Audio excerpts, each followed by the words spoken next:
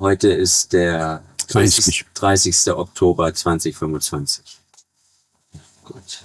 Okay, es geht weiter mit dem Talmud Emanuel, Kapitel 5, die Belehrung auf dem Berg. Gut. Ich lese kurz ein paar Sätze vor. Und zwar lautet der 4. Satz: Seiet selig, also ihr Leid traget. Daraus erkennet die Wahrheit, ihr seid getröstet. Und der 7. Satz lautet: Seiet selig, also ihr den Gesetzen und Geboten folget, ihr lebet nach der Ordnung der Schöpfung, in Klammern nach dem Schöpfungsplan. Und du erklärst dazu: Selig bedeutet ein Zustand von beglückt sein, beschwingt sein, aufgeweckt sein, froh sein, entzückt sein, freudig sein, fröhlich sein, aufgeräumt sein, beruhigt sein, glücklich sein und bezaubert sein. Und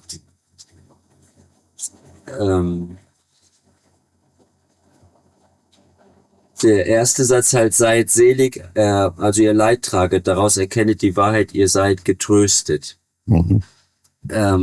Viele bringen das ja schon zum Ausdruck, auch in Briefen, dass sie sich so, als ob sie zur Wahrheit oder auf den richtigen Weg gefunden haben, der eben ohne Widersprüche ist.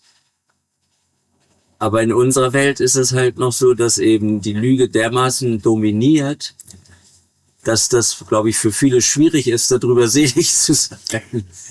Wir haben keinen anderen Ausdruck als selig, wo Menschen das aber aus den Religionen heraus falsch verstehen. Sie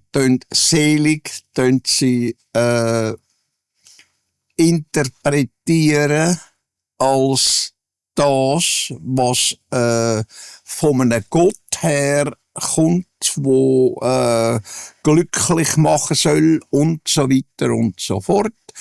Und zugleich für alle Zeiten, auch nach dem Sterben, nach dem Tod, soll weiter wirken. Und das ist nicht der Fall, dass es eben religiös kann ausgelegt werden, was in Wirklichkeit ist, dass der Mensch sich selber zufriedenstellt, glücklich stellt oder wie will man dem sonst sagen, wo er sich in dieser Art und Weise formen tut, dass er innerlich zufrieden ist, also mit sich selber zufrieden ist, mit allem zufrieden ist, was rundum geht und läuft, wo in der richtigen Form und richtigen Art und Form ist. Das ist eigentlich zu verstehen unter dem, was selig ist. Es hat nichts mit der Religion zu tun. Es hat einfach mit dem Mensch, mit dem Zustand selber zu tun, mit seinem Denken, seinem Fühlen, seinen Emotionen und so weiter und so fort. Das ist der Zustand, wo der Mensch eigentlich das Wort selig brauchen müsste. Und nicht irgendwie auf religiöse Art und Weise verstehen.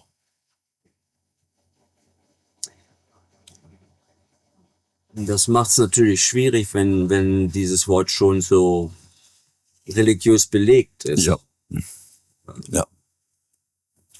Also auch wieder ein Prozess, der dann über Generationen geht, dass das sozusagen nicht mehr falsch indoktriniert wird, oder beziehungsweise eben falsch gelehrt wird. Das ist genau das. Dann von Alters her wird das Wort selig im Deutschen, im Altdeutschen wird das schon gebraucht.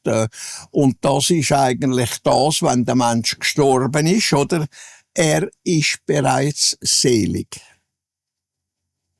Oder? Und das selig bedeutet nicht einfach, er ist gestorben, er ist tot, er ist nicht mehr auf der Welt, sondern dass er auch im Jenseits, so wie die Religion das, die Religionen das lehren tut, oder misslehren tut, dass er dort auch zufrieden und so weiter soll sein.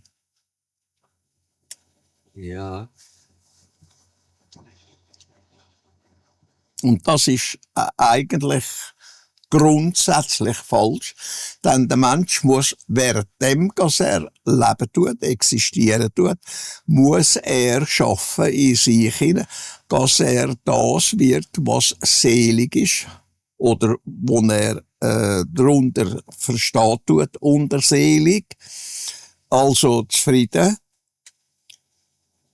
ausgefüllt, aufbauen, oder mit dem willst du sagen, ja, wo er sich glücklich schätzen tut und zufrieden ist und so weiter und so fort. Da kannst du das Wort selig dann brauchen.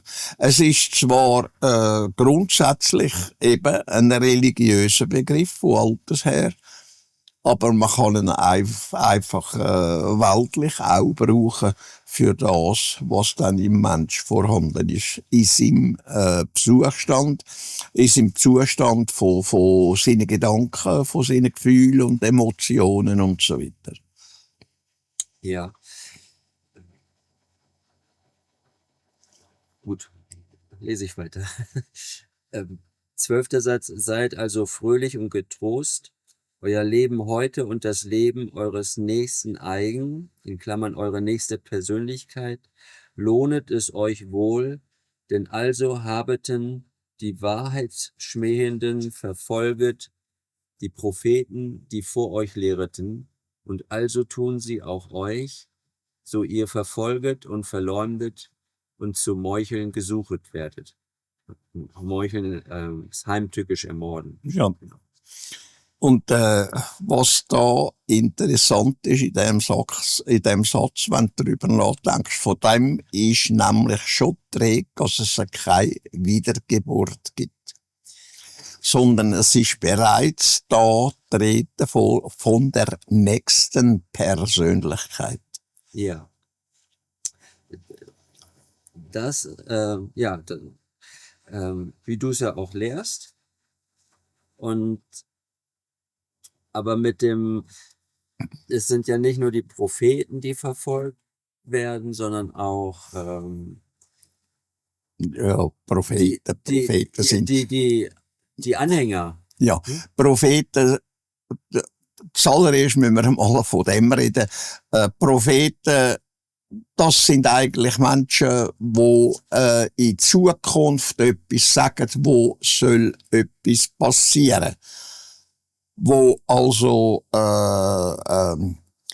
durch eine Zukunftsschau wirklich kann wahr werden, oder wo der Mensch zusammen fantasiert oder ausrechnet, was passieren tut aus dem und aus jedem raus, wo der Mensch begeht oder sagt oder irgendwie auf diese Art und Weise, wo aber der ganze Dings kann echt sein oder falsch sein, wo eine Voraussage kann stimmen oder nicht kann stimmen, wo also kann zutreffen oder nicht zutreffen.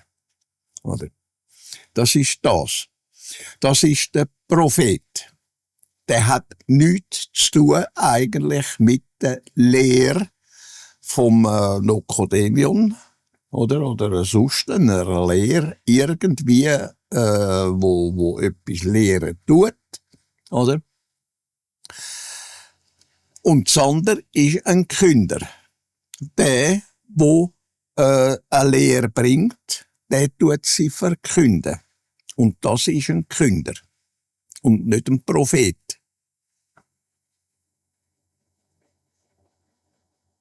Und das wird von alters her wird das falsch ausgelegt. Bis in die heutige Zeit. Da heisst's ja, das ist ein Prophet, weil der das und dieses und jenes sagt. Das stimmt also nicht. Er ist kein Prophet, er ist ein Künder, ein Lehrer. Und ein Lehrer ist ein Künder. Er verkündet das, was er lehren tut. Und das ist ein Unterschied zwischen Prophet und Künder.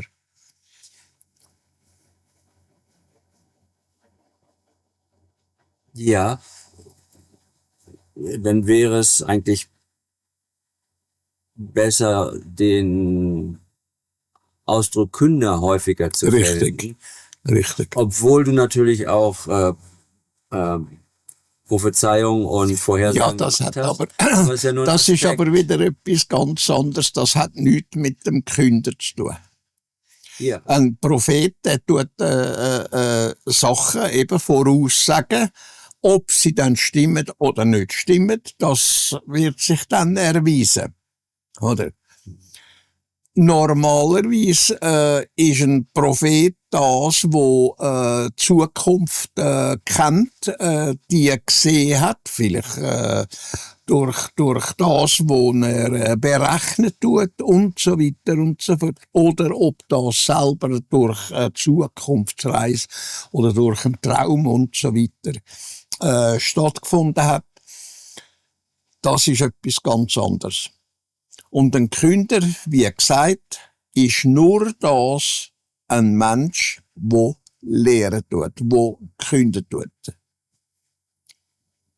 Ja, und die also jetzt seitenanzahlmäßig, die Prophezeiungen sind ja nur ein kleiner Teil. Das ist Von nur dem, was du ein kleiner Teil vom Ganzen. Wenn jemand etwas lehren tut, oder künden tut, wie man sagt, eben künden, kann er natürlich sagen, alleine durch Berechnungen, wenn du das nicht ändern tust, was du gegenwärtig verkehrt machst, dann ergibt sich das daraus. Dann ist das Resultat also das, was du erarbeiten tust. Es kann negativ, es kann positiv sein. Oder? Es ist aber nichts anderes als eine Voraussage. Also eine Prophetie. Eine Prophetie ist ja nichts anderes als eine Voraussage. Ja. Mhm.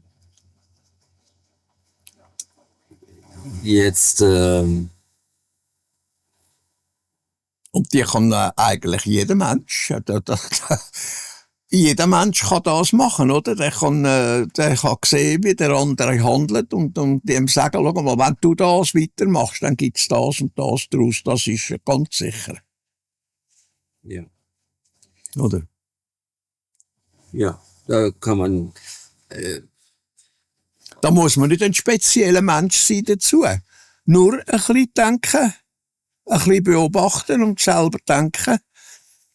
Und dann kannst du beurteilen, was sich daraus ergeht tut oder nicht daraus ergeht tut und so weiter und so fort, oder? Muss also nicht speziell ein Prophet sein, wie das rund um die Welt herum heisst. Ein Prophet. das Wort ist sehr religiös belastet. Es ist sehr religiös belastet, von alters her schon, leider. Und der Mensch macht sich auch leider keine Gedanken darüber, was ein Prophet wirklich ist, was eine Prophetie wirklich ist, dass das einfach eine Voraussage ist von dem, was zukünftig will sein oder sich ergehen tut. Nachdem, wie der Mensch handelt oder wenn er eine Sache angeht, wenn er sie angattigt und so weiter und so fort. Mhm. Ein Prophet ist nichts anderes als ein normaler Mensch, wenn ein Künder auch ein normaler Mensch ist. Wir haben Künder, das ist das, was gelernt wird als Lehrer in einem Studium, ein Lehrerstudium. Er ist nachher Künder. Er ist Lehrer. Ein Künder ist nichts anderes als ein Künden ist nichts anderes als Lehren. Oder? Ja. Er verkündet einfach etwas, wo er weiß, wo er gelernt hat und so weiter und so fort. Oder wo er denken tut, das ist richtig oder es ist falsch und so weiter und so fort. Es ist also nicht ein besonderer Mensch. Er hat einfach vielleicht ein bisschen mehr Wissen, er denkt vielleicht ein bisschen mehr weiter. Oder wie man sagt, er hat ein bisschen mehr Grips als andere und so weiter und so fort. Oder? Aber es ist ein normaler Mensch, genau wie der Prophet ein normaler Mensch ist. Er ist nichts Besonderes, er ist nichts Spezielles, er ist genau wie ein Lehrer, ein Künder, nichts Spezielles, ist ein ganz normaler Mensch. Er hat sich die Fähigkeit angeeignet, das zu machen, durch das, was er denken tut, oder durch das, was er lernen tut, oder? Und dann weiss er's, und das gibt er weiter, das kündet er, das lehrt er, oder? Oder er lehrt das und dieses und jenes, was sich aus dem und dem ergibt, und dann ist er halt das, was man sagt, prophetisch. Ja. 14. Satz. Ihr seiet das Licht der Welt und bedenket, es könnet die Stadt, die auf dem Berge liegt, nicht verberget sein. Zündet auch nicht ein Licht an und stellet es unter einen Scheffel, sondern auf einen Leuchter, also leuchtet es jedem, der im Hause und in der Gegend einhergehe. Ja. Und das bedeutet, dass der Mensch, was er lernen tut, nicht einfach für sich alleine soll brauchen, stellt das Licht hin, damit es gesehen wird, dass es auch rundum erleuchtet wird, dass andere das sehen und andere das lernen. Und die Stadt, die auf dem Berg ist, man sieht die, man kann die angehen, man kann dort herlaufen, man kann dort fragen, man kriegt Auskunft und so weiter und so fort. Das ist alles einfach ein bisschen durch die Blume gesagt, wie man so eben sagt. Oder? Es ist durch die Blume dargelegt, aber man muss halt gleich selber denken dabei. Nicht einfach entgegen ungläubig sein, sondern man soll das, was man dann hört, vom Künder oder vom Prophet oder wie man denn dann sagt, oder dass man da selber darüber nachdenken tut und seine eigenen Schlüsse daraus zieht und schaut, ob das richtig oder verkehrt ist und schaut, dass man das dann richtig machen tut. Es ist halt alles ein bisschen durch Blume gesagt, oder? Wie das im Leben eben auch der Fall ist, oder? Du redest manchmal sehr weg, wo die anderen denken, was hat er echt gemeint damit, oder? Und dann müssen sie halt selber darüber nachdenken. Ja, wenn ich das lese, dann denke ich halt zum einen, dass ich ja auch da lange gebraucht habe, um jetzt zum Beispiel den Kanal zu machen, weil eben, wie wir davor schon gelesen, also ich habe jetzt nicht Angst, so ermordet zu werden oder so, aber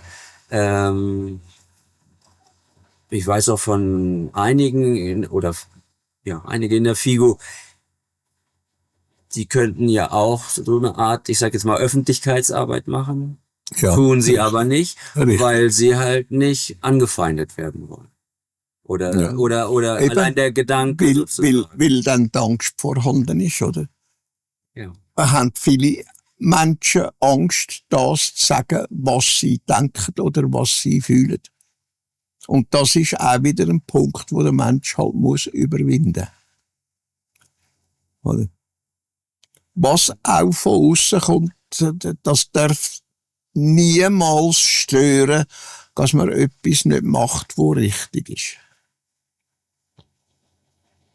Auch wenn Gefahr ist von außen her oder Strafe ist von außen her und so weiter und so fort. Man muss halt das richtig sehen, man muss es halt so machen, wie es dann richtig ist. Man muss halt dann auch reden darüber, notfalls. Man muss das und dieses machen, was richtig ist. Man darf nicht einfach Angst aufholen und bröteln lassen in sich hinein. Und dann wird sie immer grösser und der Mensch unternimmt nichts. Und dann versucht er praktisch gegenüber der Umwelt, versucht praktisch in sich selber, wird still und getraut sich nicht mehr. Verliert Selbstinitiative und so weiter und so fort. Ja. Und das soll ja nicht sein. Na, aber also vielleicht bin ich da jetzt zu hart, aber ich habe das Gefühl, dass einige in der FIGU sind, die ähnliche Arbeit wie ich machen könnten oder eben Das so findest du überall auf der Welt. schreiben Natürlich. oder was auch immer. Natürlich. Oder? Und es nicht tun. Man findet auch Gross von den Menschen, das Gros von den Menschen ist sehr Weg veranlagt, findet den Weg nicht, den Mut nicht, den Punkt nicht, wo sie vorwärts gehen und das leisten, was in ihnen eigentlich existiert, oder? Wo sie könnten machen, wo sie könnten Kraft aufwenden und etwas leisten damit. Und sie finden den Weg nicht, weil sie einfach initiativlos sind. Mhm. Ne? Ja. Und es ging besser voran auf der Welt, auch in den Figuinen ging es besser voran, wenn man die Hinteren führen nehmen, so wie wir sagen, oder? Die Hinteren führen nehmen, als sie anfangen zu laufen. Und wenn du ewig die Füße hindurch hast, statt dass sie vorwärts setzen tust, dann geht nichts. Da gibt es keinen Fortschritt und nichts. Ja. Also als Beispiel halt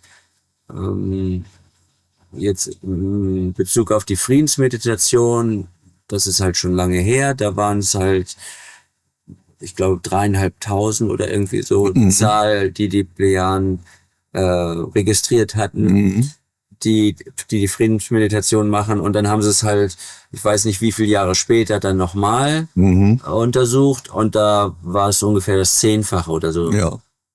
Aber das Ja, hat es sich ist jetzt einfach rund um die Welt herumgegangen, oder? Und es trägt ein bisschen Früchte. Ein bisschen, ja, oder? aber das hat sich in den Mitgliederzahlen überhaupt nicht Nein. wiedergespiegelt. Nein. Also waren ja, glaube ich, auch die Plejaden überrascht. Ja. Und so ist das eben jetzt, das ist jetzt nur ein Beispiel, aber auch also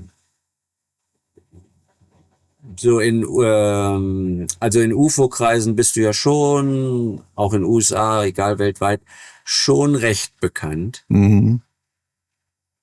Und ich sprach da auch mit Jim Deletoso drüber. Aber es sind eben ganz, ganz wenige nur, die überhaupt sagen, ja, der Fall ist echt. Oder dann noch sich sogar dafür interessieren und anfangen, Dinge zu lesen. Das ist, und auch Wissenschaftler, die ja von dir wissen, mehr als uns, glaube ich, bewusst ist. Aber nie, von einem weiß ich es ja auch, dich nie kontaktiert haben und das also auch immer nur still daheim lesen und mit dem Wissen dann aber nie An die Öffentlichkeit gehen. Ja. Wo sie eben die Initiative fehlt, der Mut fehlt, es ist Angst da. Ja. Und die tut hemmen.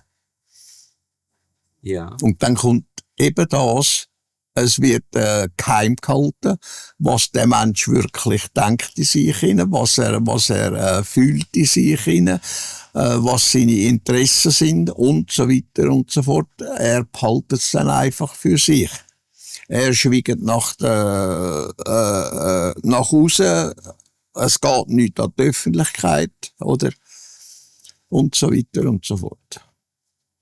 Ja. Und das ist in der Regel aus lauter Angst. Ich bin der und der Mensch, oder, und ich kann mir das nicht leisten, denen zu sagen, was ich wirklich denke. Die schauen mich als Idiot an, oder Spinnwinden, oder weiss ich was, gehen Herren und so weiter und so fort. Und vor dem haben die Menschen Angst. Angst ist also der Ausdruck auch von dem, wo der Mensch dann nicht die Initiative kann aufbringen, um zu dem zu stehen, was in ihm gedanklich vorgeht. Was er wirklich denkt, für was er sich wirklich interessiert und was für ihn das und dieses und jenes ist. Ja. Ja. Also das macht's halt eben schwierig. Das macht die Sache umso schwieriger, als dass sie wirklich gesehen wird. Ja.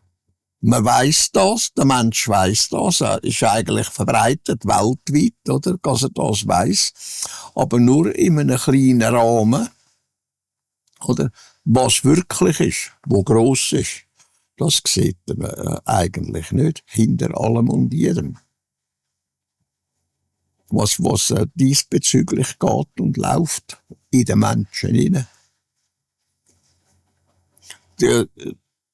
Du siehst es, wenn du unter den Menschen bist, oder, und da sagt einer irgendetwas und die anderen sagen, ja, das ist doch Quatsch, oder? Dann schweigt er nachher. Ja. Und sagt nichts mehr. Ja, wenn ich jetzt, also ich gehe jetzt auch nicht irgendwie bei der Arbeit oder so, fange ich dann auch nicht groß an zu erzählen, es sei denn. Ja, das muss man ja nicht, man soll ja dort reden, wo wie soll ich sagen, wo zum Beispiel eine Veranstaltung ist, oder? Soll man sagen, was ist? Oder wenn man in einer Diskussion ist, über irgendwelche Sachen so, dann kann man doch reden. Aber von sich aus einfach so in die Welt rausreden, das macht sich nicht gut. Mhm. Oder? Das ist wie eine Animation dann. Und das soll der Mensch nicht machen. Dann eine Animation ist eine Indoktrinierung. Oder? Das beruht auf einer Indoktrinierung. Animieren. Ja. Oder? Und das soll man nicht. Wenn das Gespräch drauf kommt, dann kann man reden darüber. Und sonst soll man das nicht machen. Ja. Oder? Ja, so halte ich's auch. Ja. Und das ist genau gleich, weißt? Da kommen Menschen drauf, die haben eine Religion. Man darf das nicht ansprechen. Mhm. Oder? Das ist ihre persönliche Angelegenheit, oder? Und die spricht man nicht an, wenn der betreffende Mensch das nicht selber fragt. Was denken Sie darüber? Ich denke das und dieses und jenes. Dann kannst du Antwort geben und dann kannst du deine Meinung sagen. Dann ist es keine Indoktrination. Dann ist es nicht ein Animieren. Ja. Sondern du sagst das, was du weißt, was du denkst und so weiter und so fort. Und wenn ein religiöser Mensch, ich kenne viele, die sind religiös, ich habe ein gutes Verhältnis mit denen. Es wird nur, die Religion wird nicht angesprochen. Es ist ihr Glaube. Oder? Ja.